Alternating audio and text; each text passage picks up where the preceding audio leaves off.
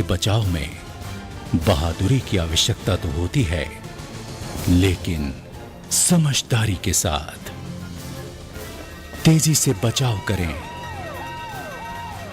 हौसले और पूरे कौशल के साथ हिम्मत अवश्य दिखाएं, लेकिन अकेले नहीं, एक संगठित दल के साथ।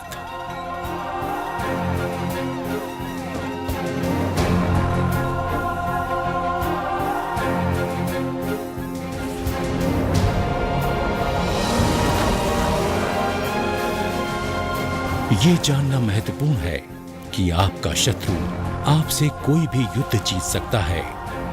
आप भी एक ऐसा ही शत्रु है।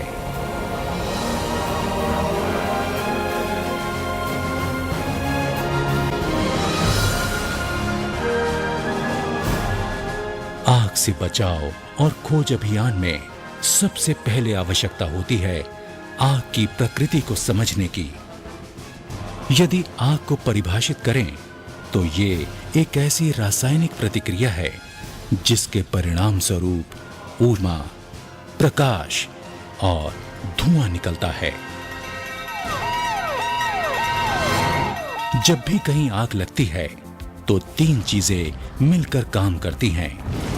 इसकी शुरुआत के लिए आवश्यक है ऊष्मा और ऑक्सीजन जो इसको जलाए रखती है, और कुछ ईंधन जो जलता है। इस प्रकार आग लगने के यही तीन कारक होते हैं। इनमें से किसी एक को समाप्त कर दें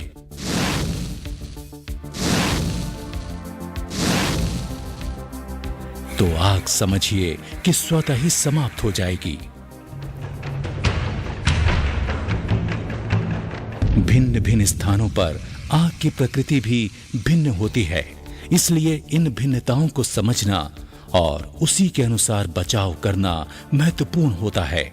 ये एक्सटिंग्विशर क्लासिफिकेशन ऑफ फायर के ऊपर कार्य करता है। इसका क्लासिफिकेशन होता है ABCD।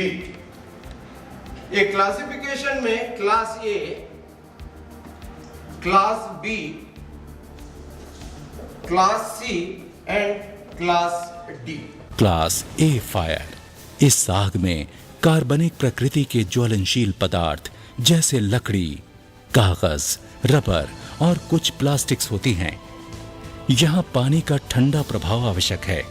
यहाँ पानी के साथ CO2 यानी कार्बन डाइऑक्साइड प्रयोग करें, परंतु ध्यान रखें कि इसका प्रयोग चलते हुए बिजली के उपकरणों पर न करें। Class B fire. इस आग में ज्वलनशील ठोस या द्रव्य होता है, आमतौर पर औद्योगिक आग में। यहां पर आवरणीय प्रभाव आवश्यक है, इसलिए यहां फोम फायर अग्निशामक का प्रयोग करें। Class C fire. इस अग्नि में द्रव्य, गैसें और बिजली के उपकरण शामिल होते हैं, जैसे मोटर पंप वाले कमरे या प्रयोगशालाएं इत्यादि। यहां CO2 यानी कार्बन डाइऑक्साइड का और सूखे पाउडर वाले अग्निशामक का प्रयोग करें। Class D fire. इस आग में ज्वलनशील पदार्थ जैसे मैग्नीशियम, एल्यूमिनियम और जिंक सोडियम इत्यादि शामिल होते हैं। ये पदार्थ पानी पर प्रतिक्रिया करते हैं और इस आग को बुझाने की विशेष तकनीक प्रयोग की जाती है। यहाँ ऐसे अग्निशामकों का प्रयोग किया जाना नितांत आवश्यक है जो ज्वलनशील कड़ी के साथ रासायनिक प्रतिक्रिया कर सकें। सुरक्षा योजना किसी भी खोज और बचाव अभियान की जीवन रेखा होती है। दल की बैठकों में संभावित जोखिमों की पहचान करें और एक सुरक्षा योजना तैयार रखें। बड़े निर्माण जैसे बहुमंजिला इमारतों और कारखानों में पहले से ही आपातकालीन निकास योजना होती है। कार्यवाही के दौरान इससे काफी सहायता मिलती है।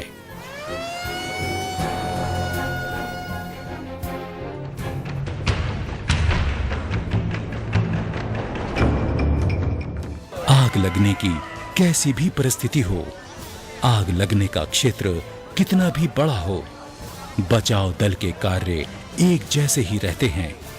जिस स्थान पर आग लगी हो वहां से दूसरी चीजों को हटा लें और हताहतों को उस स्थान से बाहर ले जाएं और प्राथमिक उपचार दें। उन्हें आराम करने दें और उनसे अंदर की परिस्थिति के बारे में जानकारी प्राप्त करें। साथ ही ये जानने की भी कोशिश करें कि अंदर और कितने लोग फंसे हुए हैं। जो लोग अंदर फंसे हुए हों, उनसे लगातार संबंध स्थापित करने की कोशिश करें और उन तक कैसे पहुंचा जाए, इसके लिए नीति निर्धारित करें और सभी संभावित साधनों के द्वारा ऐसे स्थानों की जांच करें जहां किसी के जीवित होने की संभावना हो।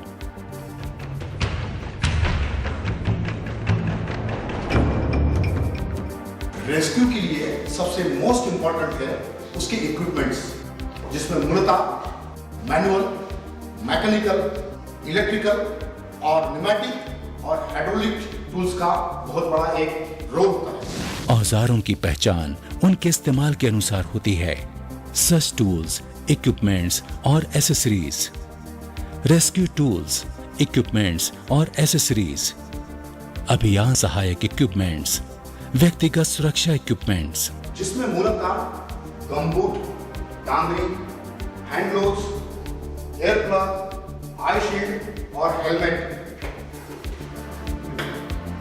क्योंकि जब भी डिजास्टर में काम करेगा उस वक्त डेब्रिस या आयरन रॉड या और कोई भी ऐसे ऑब्स्टिकल या केमिकल इस पे जो फायरमैन काम कर रहा है उसको चोट ना पहुंचाए, इसलिए पर्सनल प्रोटेक्टिव इक्विपमेंट को पहना जाता है। एक अभियान दल के सदस्यों को उन गांठों को समझना जरूरी होता है, वहां पहुंचने के लिए जहां पहुंचना कठिन प्रतीत होता है, और साथ ही कामयाब बचाव अभियानों के लिए भी ये जरूरी होता है।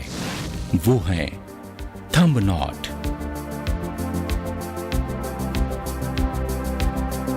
Clove hitch,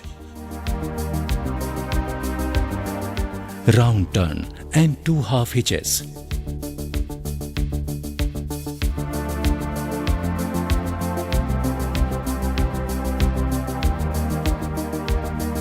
draw hitch,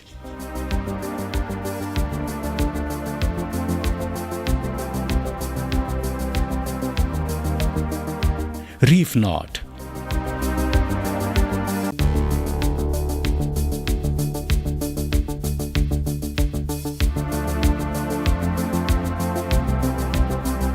chair knot,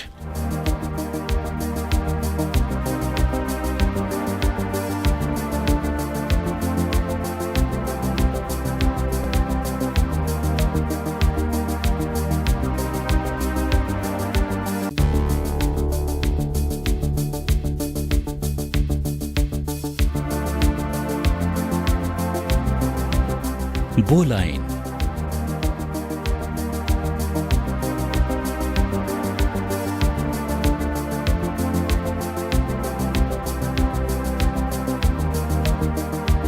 bowline on the bite,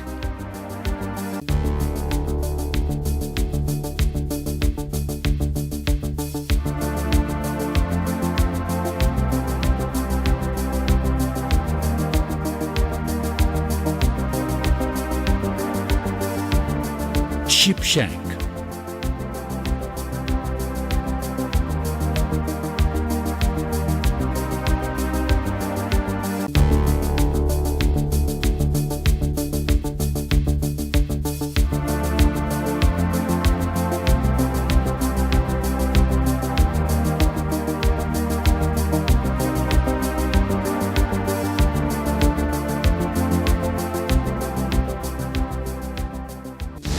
इसके अतिरिक्त बांधने के प्रकार भी होते हैं जो 2 या 2 से अधिक खंभों को एक साथ सुरक्षित रखने के लिए इस्तेमाल होते हैं। बचाव दल के सभी सदस्यों को स्ट्रेचर बांधने का अभ्यास अच्छी तरह करना चाहिए और ये पूरी तरह से आना चाहिए। स्ट्रेचर पर कंबल को तिरछा रखें, घायल को कंबल पर लेटाएं, पैरों के बीच में से समेटते हुए इसे पैरों के बीच में डाल दें।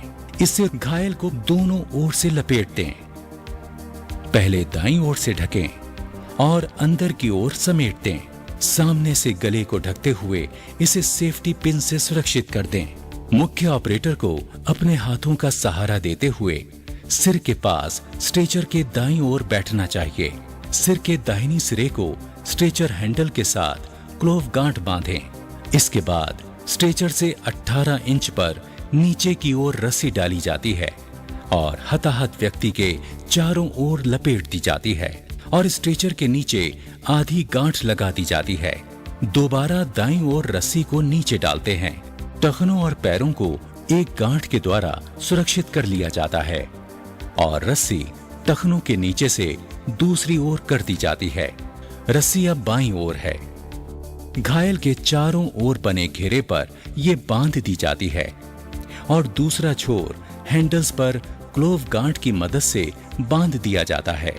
अब बांधने की प्रक्रिया पूरी हो चुकी है। बाईं ओर की रस्सी को लपेट दें और हताहत के सिर के नीचे कंबल के अंदर रख दें ताकि ये मरीज के तकिए का काम करे।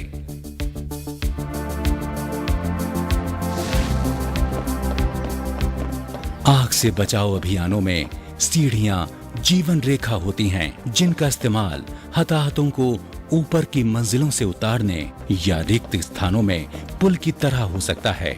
यह स्ट्रेचरों या डेरेकों के स्थान पर हो सकता है। सीढ़ियों के प्रकार और उनके प्रयोग के बारे में जानना बहुत जरूरी होता है। हुक सीढ़ी यानी कुंडा सीढ़ी 13 फीट 4 इंच या 4 मीटर लंबी। विस्तारक सीढ़ी 35 फीट या 13.5 मीटर।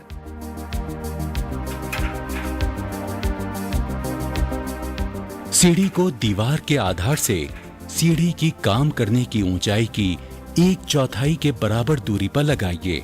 सुरक्षित तौर पर काम करने के लिए सीढ़ी को इसी कोण पर लगाना जरूरी होता है। और अब कुछ महत्वपूर्ण सलाह जो कि सीढ़ी को प्रभावी रूप से इस्तेमाल करने में आपकी सहायता करेगी। हमेशा बाईं ओर से सीढ़ी को अधिक जगह दें। सीढ़ी का ऊपरी भाग खिड़की के छज्जे के ऊपर होना चाहिए। इससे आपको सीढ़ी को अंदर करने या बाहर करने में आसानी होगी, यहां तक कि हताहत को नीचे उतारते समय भी।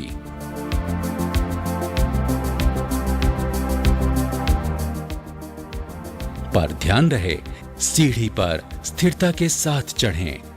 अपने शरीर को सीधा रखें, हाथों को सीधा रखें और आहिस्ता से ऊपर की ओर देखें। सीढ़ी चढ़ते समय अपने पैरों को ना देखें। अपने पैरों को सीढ़ी के बीच में रखें। हाथों को कमर और कंधों के बीच से आराम से चलाएं। सीढ़ी के डंडों को, हथेली को नीचे की ओर और अंगूठों को अंदर की ओर रखते हुए दोनों हाथों से थामें। दोनों हाथ कभी एक समय में एक ही डंडे पर नहीं होना चाहिए। सीढ़ी से उतरते या चढ़ते समय हाथों और पैरों को इस प्रकार चलाएं जैसे बायां हाथ बाएं पैर के साथ और दायां हाथ दाएं पैर के साथ। और अब कुछ विवरण वास्तविक बचाव अभियान के बारे में। आग की स्थिति में पहला कदम होता है पड़ोस से शुरुआत करना। हो सकता है कि वहां कोई व्यक्ति आग वाले घर में फंसा हो और तब इमारत के ऊपर की ओर से खोज करनी शुरू करें और नीचे की ओर आएं। जल्दी से और पूरी तरह से खोज करें। किसी संभावित छिपे स्थान को नजरअंदाज ना करें। जब भी संभव हो जोड़े में ही काम करें। धुएं वाले कमरे में खोज कैसे करें? कमरे के दरवाजे को अचानक ना खोलें। गर्म गैस और धुआं आपको नुकसान पहुंचा सकता है। नीचे की ओर झुकते हुए धीरे से दरवाजा खोलें। गर्म गैसों और धुएं को अपने सिर के ऊपर से गुजर जाने दें। अगर कमरे का दरवाजा बाहर की ओर खुलता है तो दरवाजे के निचले हिस्से पर सामने की ओर से पैर रखें और धीरे से खोलें। इस प्रकार आप सुरक्षित रह सकते हैं, क्योंकि अंदर भरे गैसों और धुएं के दबाव से दरवाजा एक साथ अचानक खुल सकता है। झुकते हुए कमरे में प्रवेश करें और हमेशा इसी मुद्रा में आगे बढ़ें, क्योंकि वहां धुआं कम और फर्श के पास गर्म हवा हो सकती है। कमरे में तिरछा चलकर देखें कि कहीं कोई कमरे के बीच में लेटा तो नहीं है।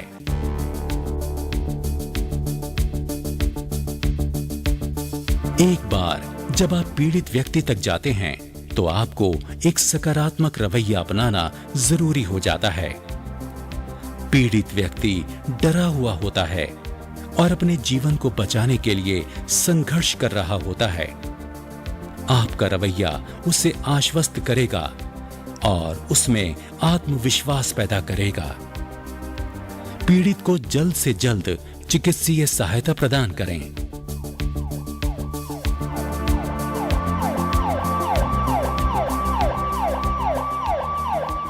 आग लगने की स्थिति में हमेशा पीड़ितों को अभियान स्थल से हटाकर सुरक्षित स्थान पर ले जाना जरूरी होता है।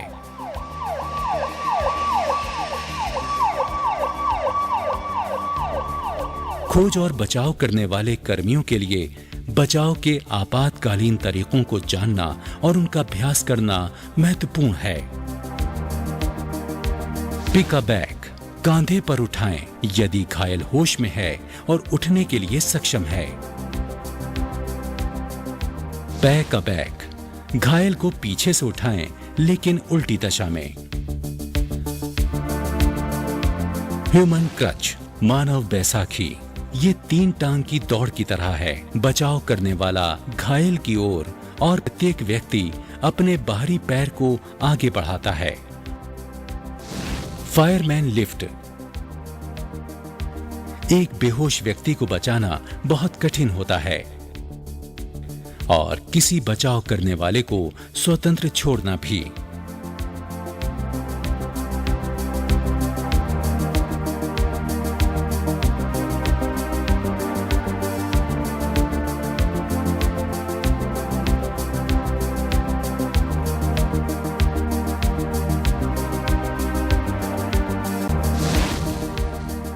द फायरमैन्स क्रॉल, घायल व्यक्ति को अपनी पीठ पर डालें और उसकी दोनों कलाइयों को आपस में मिला दें। उसके हाथों से अपने गले में लूप बना लें और रेंगते समय उसे छोड़ दें। यह तरीका तब प्रयोग में लाया जाता है जब घायल बहुत ज्यादा भारी हो। रिमूवल्स डाउनस्टेयर्स, आश्वस्त हो जाइए कि घायल आपके सीने पर लेटा है और फिर उसे आसानी से नीचे लाइए। बोलाइन ड्रैग, इसमें घायल को अपनी पीठ पर डालना होता है और उसके हाथों को थामना होता है। तब एक रस्सी से उसे सुरक्षित करें और लूप बनाने के लिए प्रत्येक सिरे पर बोलाइन बांधें। गांठ घायल के सिर के नीचे होनी चाहिए। बचावकर्ता को उसे खतरे से जीन के द्वारा बाहर निकाल लेना चाहिए, जो कि लूप का दूसरा सिरा है। टो ड्रैग, जैसा कि नाम से जाहिर है, बचावकर्ता सबसे पहले घायल के हाथों को सुरक्षित करेगा, पैरों को घायल के बगल में रखेगा और उसके दोनों हाथ स्वतंत्र करके उसे खतरे से बाहर निकालेगा। इसी प्रकार 2 सदस्यीय दल के लिए तकनीकों को समझने के लिए ध्यान से देखें। Fore and aft method,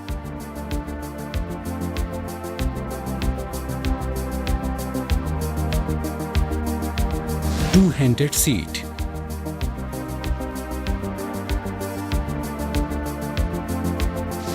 four-handed seat,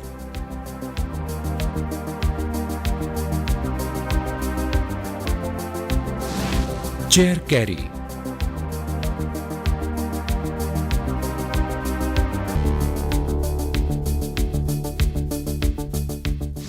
close and blanket lift. आमतौर पर इस प्रकार उठाने में 4 लोगों की जरूरत पड़ती है, लेकिन कठिन परिस्थिति में 2 लोग भी इसे अंजाम दे सकते हैं।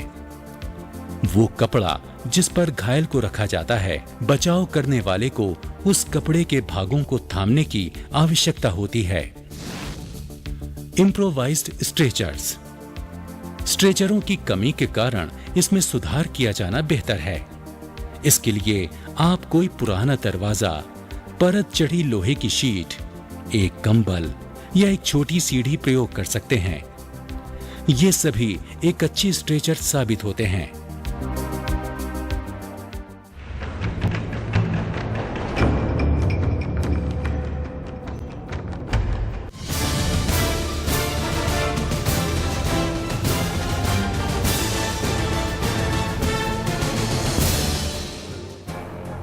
आग से बचाव का अभियान दूसरे बचाव अभियानों से अलग होता है। यहाँ हर क्षण परिस्थिति बदलती रहती है।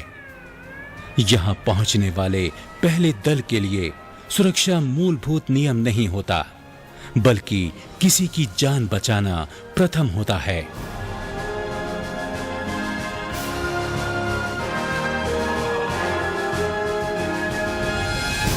सावधान और अलार्म करने के लिए एक पूर्व निर्धारित विसिल अलर्ट सिस्टम होता है। लंबी सीटी की आवाज इशारा होती है काम रोक देने और बात सुनने के लिए। एक लंबी और एक छोटी सीटी इशारा होती है लगातार काम करते रहने का।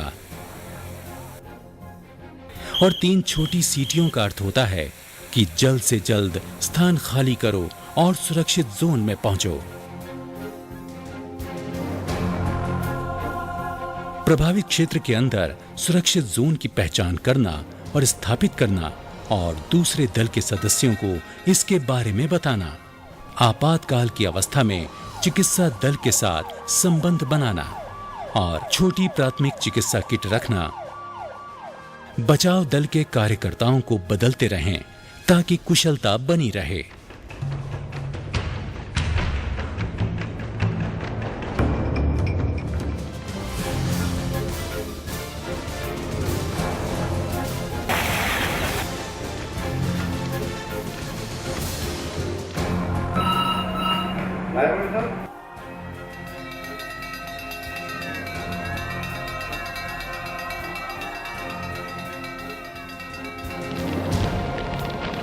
उदाहरण के लिए उसे जलते हुए वाहन के अंदर से घायल को सुरक्षित बाहर निकालना होता है।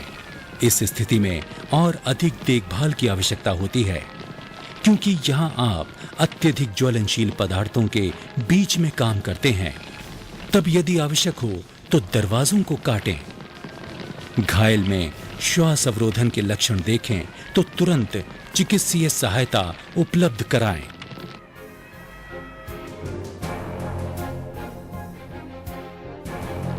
आग के स्रोत ऑक्सीजन को समाप्त करके आग को बुझाएं।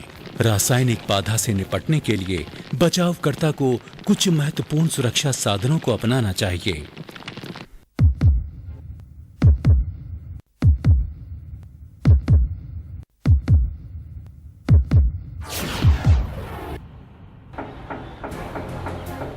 उच्च गुणवत्ता वाले रक्षात्मक कपड़े यहाँ बहुत आवश्यक हैं।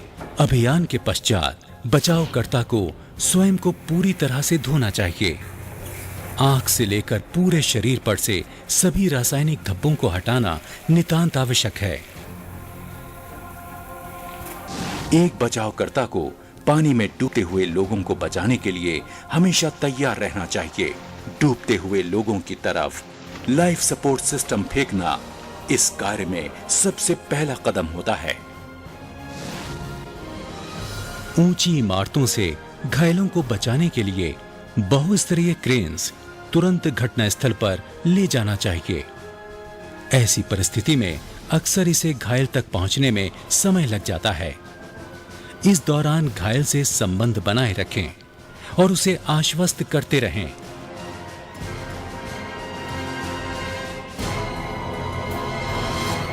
और चिकित्सीय सहायता के लिए तैयार रहें।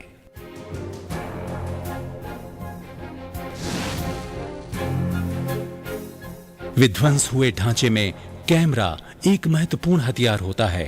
दीवार में एक छोटा सा छेद करके कैमरा अंदर की ओर डाल दिया जाता है ताकि घायल की स्थिति को आंका जा सके। एक कैजुअल्टी ट्रैप है और एक कैजुअल्टी यहाँ पे है। बचावकर्ता तब द्वारों को काटकर घायल तक पहुंचता है। एक घायल विध्वंस हुए ढांचे के मलबे में फंसा हो सकता है। उसे हटाकर घायल को एक सुरक्षित स्थान पर ले जाने की आवश्यकता होती है। ताकि उसे शीघ्र चिकित्सीय सहायता उपलब्ध कराई जा सके। ये कार्य अक्सर कठिन और खतरनाक होता है। एक चौकस योजना और संपूर्ण प्रशिक्षण आपको ऐसी परिस्थितियों से निपटने के लिए तैयार करेगा। सदैव याद रखिए, आप जहां भी रहें, हमेशा मुस्कुराकर ही सेवा करें। इससे आप थकान और उच्च तनाव के स्तर से सुरक्षित रहेंगे।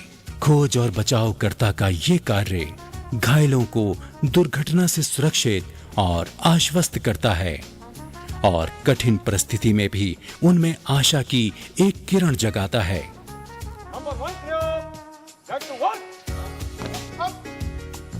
कठिन प्रशिक्षण लीजिए और अनुशासन में रहकर कार्य कीजिए। गर्व महसूस कीजिए, आश्वस्त रहिए, जिम्मेदार बनिए और जीवन को बचाइए।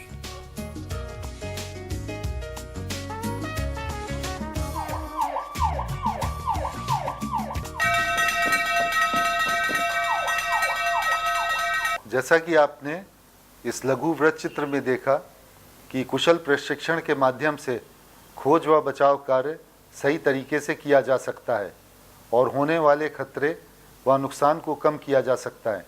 और हमें इस बात की खुशी है कि आपके द्वारा आग से बचाव कार्य बहुत ही जिम्मेदारी पूर्वक किया जा रहा है। खोज व बचाव प्रशिक्षण आपके लिए बहुत उपयोगी है। प्रशिक्षण अच्छी तरह से लें तथा इसका निरंतर अभ्यास करें। आपके उज्जवल भविष्य के लिए मैं हार्दिक शुभकामनाएं देता हूं। इस तरह आप खोज व बचाव के माध्यम से होने वाले नुकसान को कम कर सकते हैं और एक बड़े हादसे को टाल सकते हैं।